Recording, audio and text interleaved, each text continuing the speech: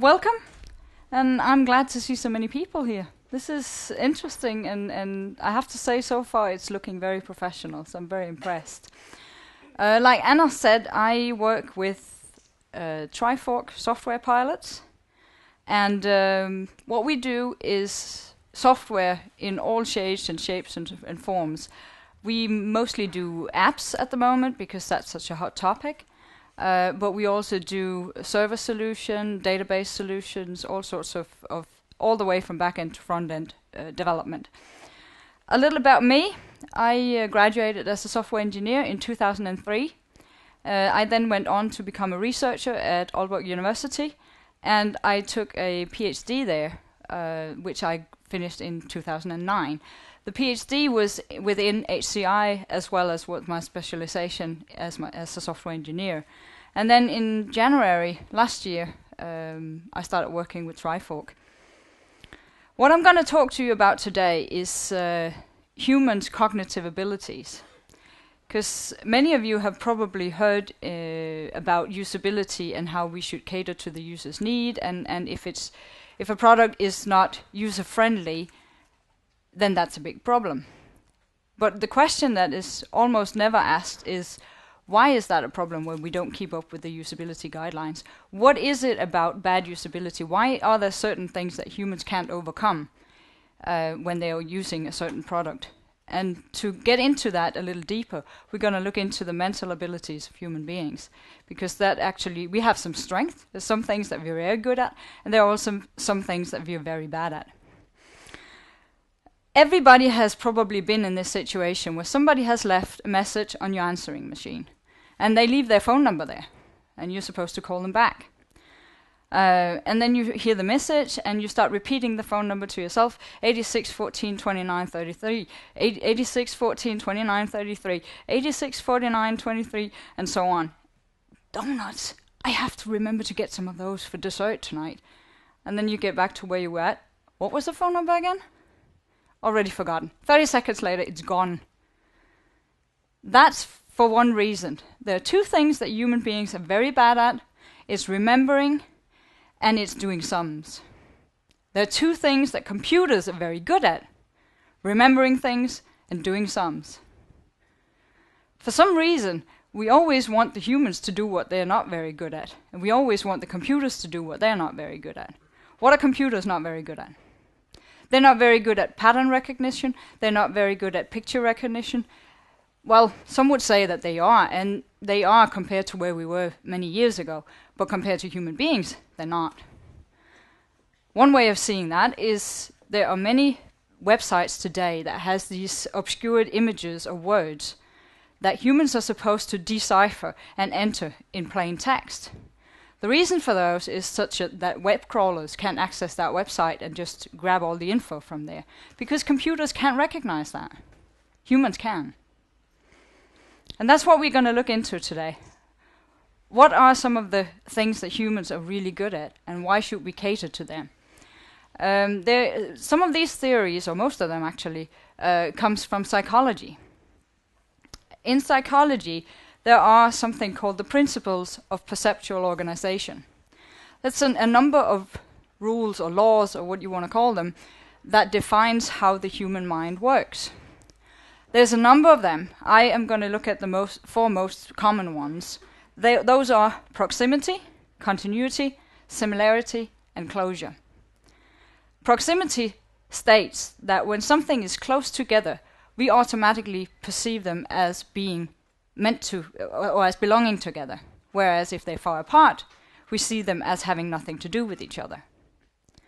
Continuity means that if we have some kind of path, then there might be some deviance from that path, but we will still follow the most common path through and see that. Similarity: if something looks the same, has the same colors, the same shape, we expect it to belong together. If it has completely differing visual expressions, we don't expect it to belong together. And finally, closure: if we have something that's almost a shape we know, we will attempt to close that shape to the shape we know, automatically. One example of proximity, this website. It's a French website from an insurance company.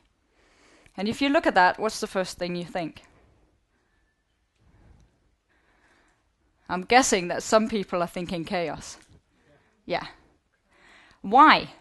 Because, okay, fine, so we've determined that it's chaos. But why is it chaos?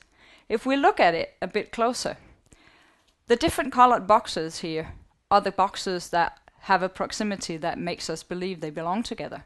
Look at how many green boxes we perceive as belonging together.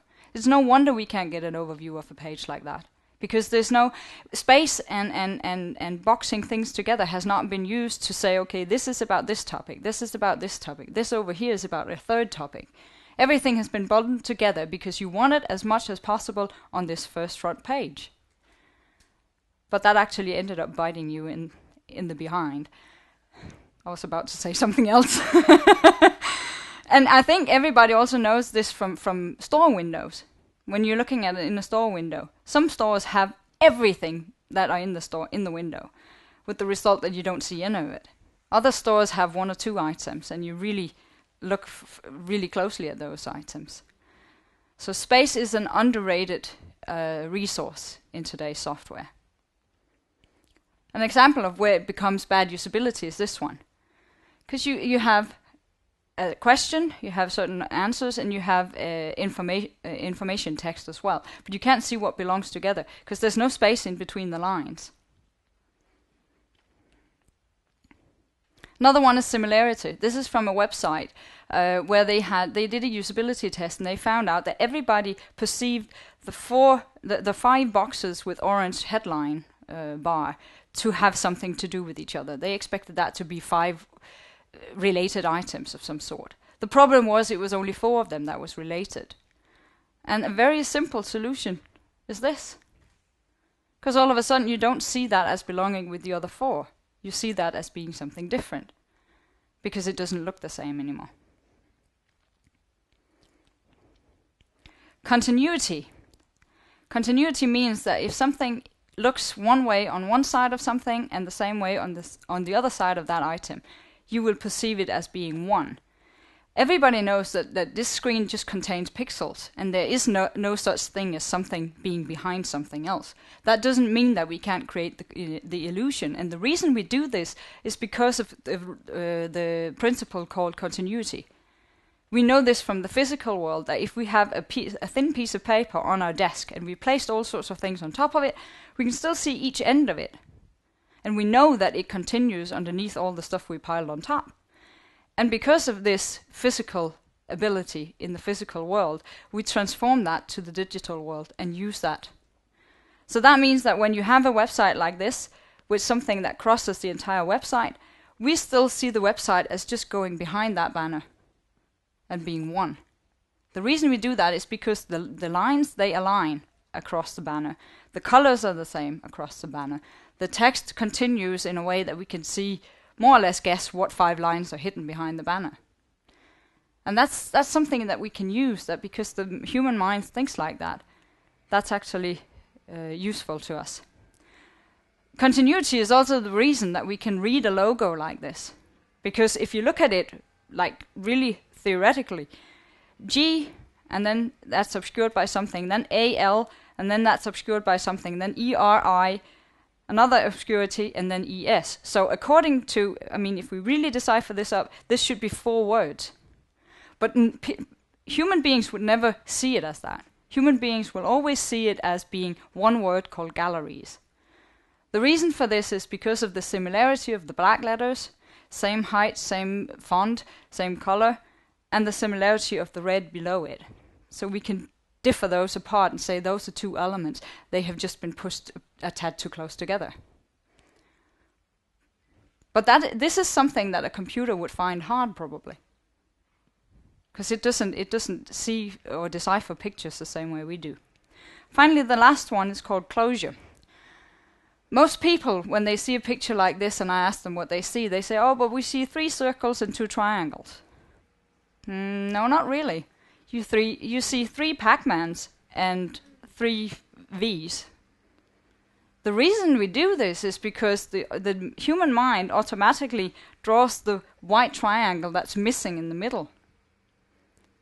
And we don't even think about it. But clinically, there's 3 Pac-Mans and 3 V's on that drawing.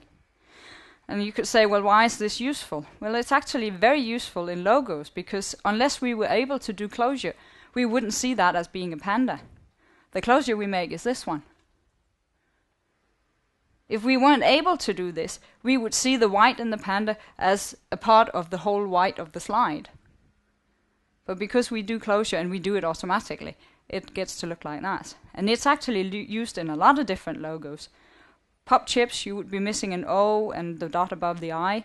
IBM, that would just be a bunch of blue lines if we weren't able to do closure and see there's an I, a B, and an M.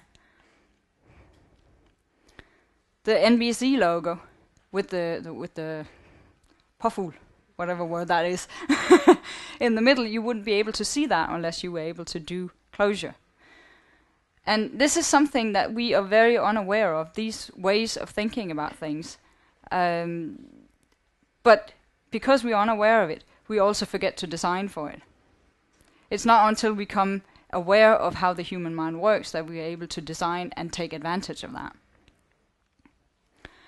Closure also has a different meaning, because closure means that we can close up something and make a hole. It also means that if something is not closed up, we know it's not whole. We know something is missing. We know that when we see a folded newspaper lying in a newsstand like that, we know that that's not the whole paper. We know it will unfold and there's just as much on the other side of it. The reason is that we can see half a picture and half text and half a headline and stuff like that, and we know that's not a full picture. Same takes place on the internet. When we have a website, we will have, this is from Børsen, and we will see the headlines there, and then depending on screen resolution, you will have somewhere where it will cut off, and it won't be the same place for everybody. That's the challenge compared to a regular newspaper. But the reason we know that this is not the full page and we know we can scroll for more is the fact that we have half a picture, we have half a column of text, we have half a line of text that's broken in the middle, stuff like that. And this is also used in some of the new phones. Windows Phone 7 very actively uses this because it shows a little bit of what is on the next page when you swipe. And the reason it does that is because we recognize that those 2 letters in itself does not make any sense. That doesn't make a full word. So we're looking for what's the rest of the word. There must be something else if we swipe. So that's a very good way of using the human mental abilities.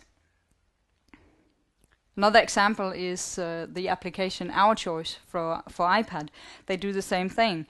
They show a page with the text and the pictures that belong to it, and then they show just a tad bit of the text on the next page. So you know, if I do like this, I get more text. Because otherwise, how would you know if it was neatly rounded off with white space? You would not know that there was something to the right. Here's an example of where it goes wrong. This is USA Today.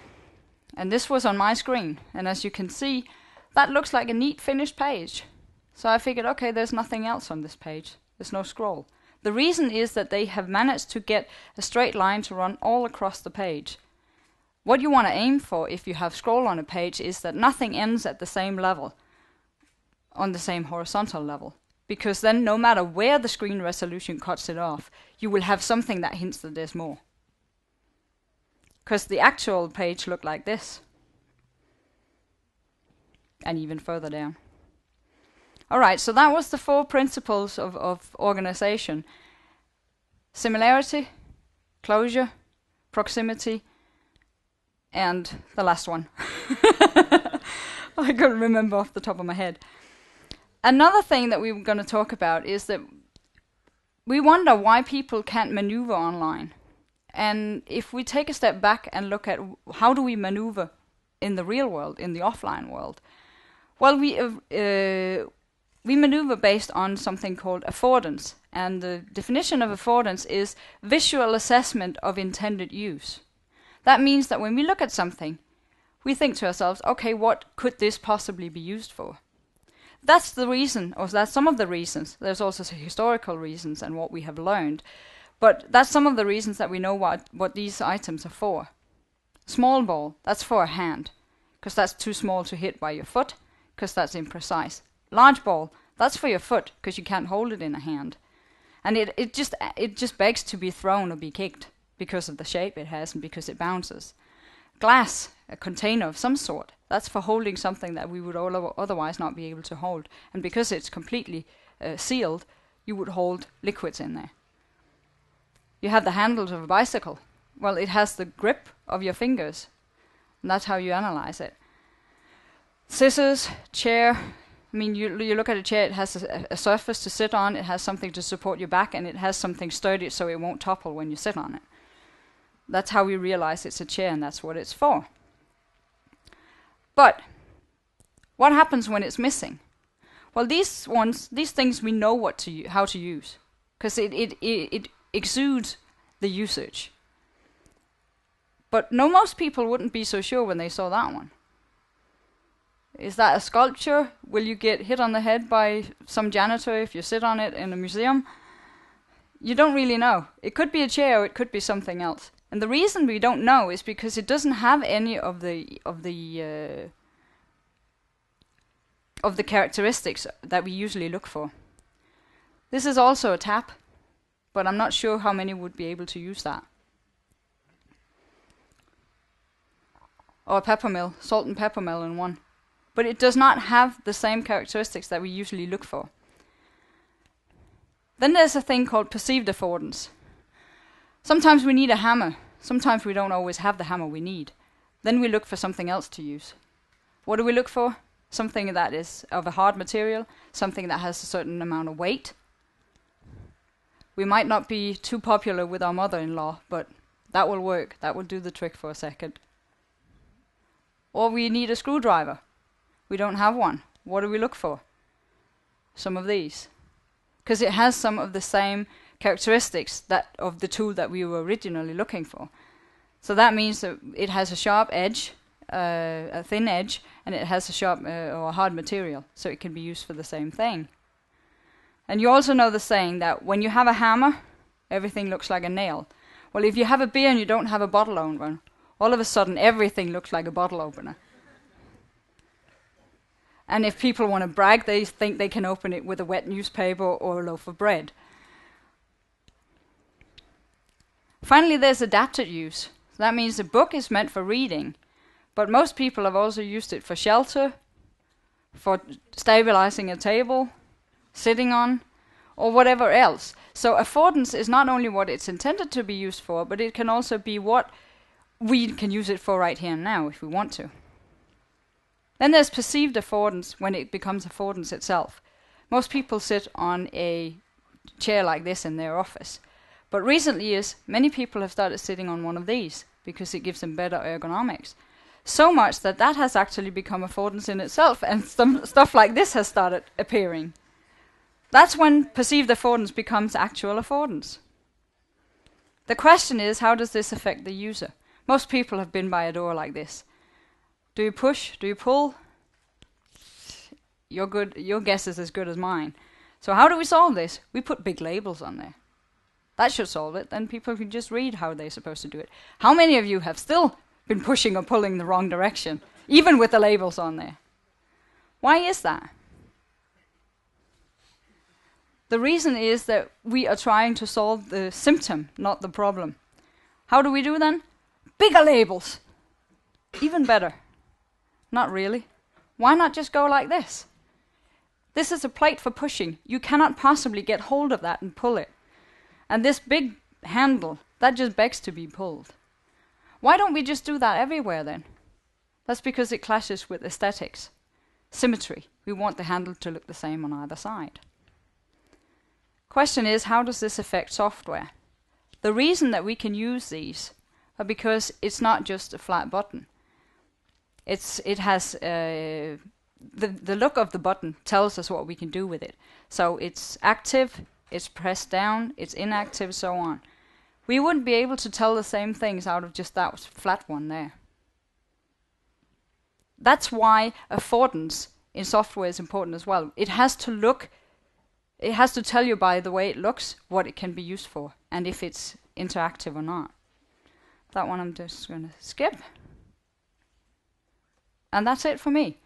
I have been asked that questions can wait until the break, so that will be possible. And other than that, I say thank you for your time.